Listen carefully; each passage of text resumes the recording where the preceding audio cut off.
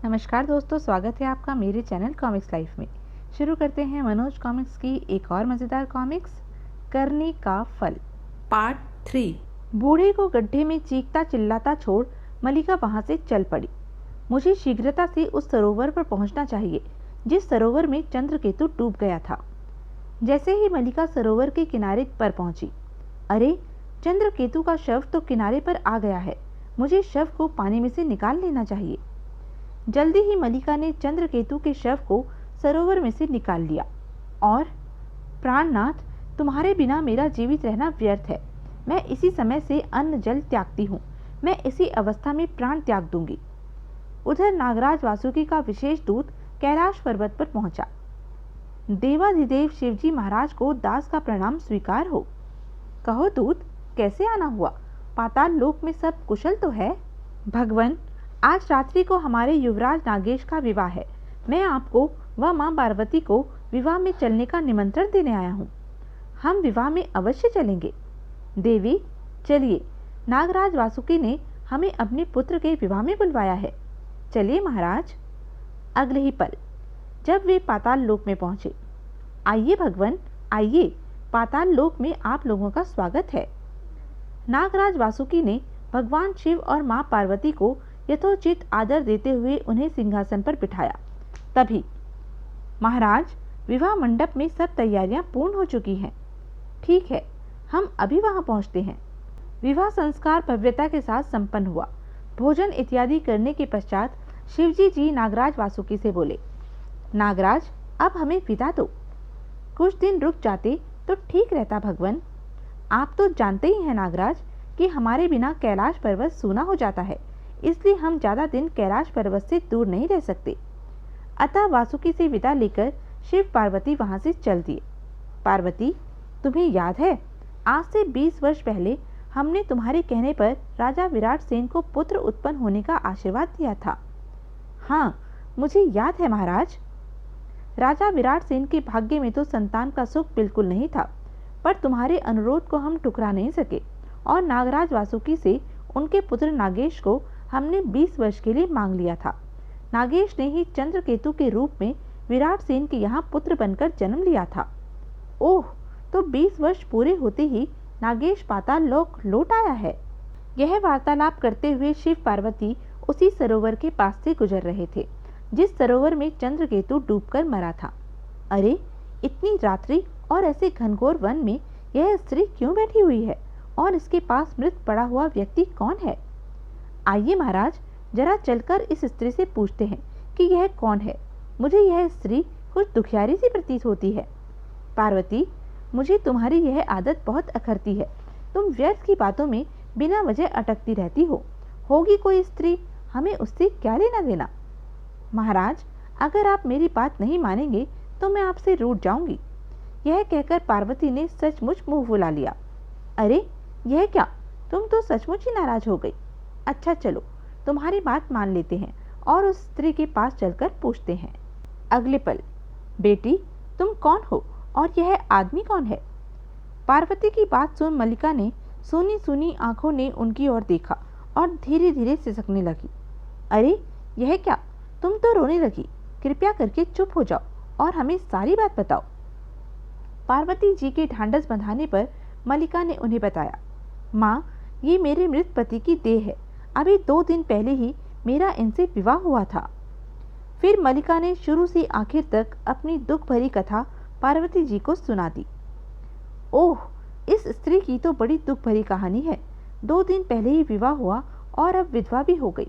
मुझे इसके लिए कुछ न कुछ अवश्य करना चाहिए। अतः पार्वती जी शिवजी को वहां से कुछ दूरी पर ले गई। महाराज, यह स्त्री बड़ी दुखी है, इसके लिए आपको कुछ करना होगा। मैं क्या कर सकता हूँ पार्वती?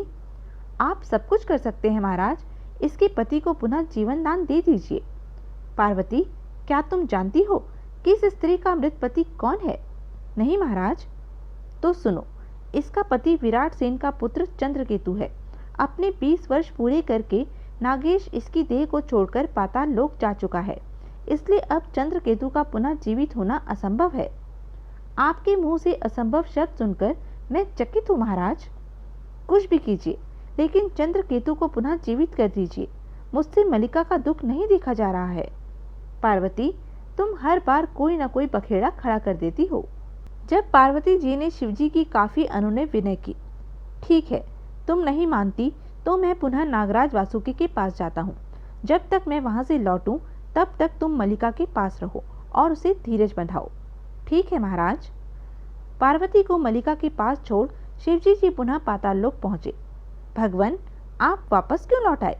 क्या हमसे कोई गलती हो गई है? ऐसी कोई बात नहीं है नागराज वासुकी, हम एक विशेष कार्य से वापस लौट कर आए हैं। आज्ञा दीजिए भगवान। नागराज, हम एक बार फिर कुछ वर्षों के लिए आपके पुत्र नागेश की उम्र मांगने आए हैं। यह आप क्या कह रहे हैं भगवान? 20 वर्ष बाद तो नागेश पाताल लोक लौटा है और आप उसे फिर ले जाना चाहते हैं? नागराज, यह बात तुमसे कहते हुए हमें संकोच तो बहुत हो रहा है, पर क्या करें, हम पार्वती जी को वचन देकर आए हैं। कुछ सोचकर नागराज वासुकी बोले, भगवान, मुझे आपकी आज्ञा पालन करने में तनिक भी संकोच नहीं है, पर नागेश का अभी अभी विवाह होकर चुका है। क्या उसकी पत्नी नगीना उसे पृथ्वी लोक जाने देगी? हम नगीना से अनुमति लेकर ही नागेश की आत्मा को पृथ्वी लोक भेजेंगे। युवराज नागेश और उसकी पत्नी नगीना को तुरंत वहां बुलवाया गया। तब शिवजी जी ने उसे सारी बात बताई। भगवान, यदि मेरे पति के द्वारा किसी दुखियारी की खुशियां वापस आ सकती हैं, तो मैं सहर्ष ही अपने पति का वियोग सह सकती हूँ। हमें तुमसे इसी जवाब की आशा थी बेटी। हम केवल 5 वर्ष के लिए युवराज नागेश की आत्मा को पृथ्वी पर भेजेंगे। 5 वर्ष पृथ्वी पर पूरे करके नागेश पुनः पाताल लोक लौट आएगा। तब शिव के कहने पर नागेश ने अपना शरीर सर्प की योनि में बदल लिया। अगले पल उसमें से उसके प्राण निकल गए। नागराज, आप इस सर्प के शरीर को 5 वर्ष तक संभाल कर रखना। 5 वर्ष बाद नागेश की आत्मा इसी सर्प के अंदर वापस लौटेगी। नागराज वासुकी को यह निर्देश दे शिवजी जी वहां से चल पड़े। इधर पृथ्वी लोक में मृत पड़े चंद्रकेतु के शरीर में हलचल सी हुई और तत्काल ही उसने अपनी आंखें खोल दी। ओह स्वामी, तुमने आंखें खोल दी। तुम ठीक तो हो ना? हाँ मलिका, मैं बिल्कुल ठीक हूँ। मुझे क्या हो गया था? लगता है जैसे लंबी नींद से जागा हूँ। मलिका, मुझे खुशी है कि तुम्हारा सुहाग मौत के मुंह से वापस लौट आया है। यह सब मेरी आशा के विपरीत है माँ। अवश्य ही आपकी कृपा से ही मेरे पति को जीवन दान मिला है।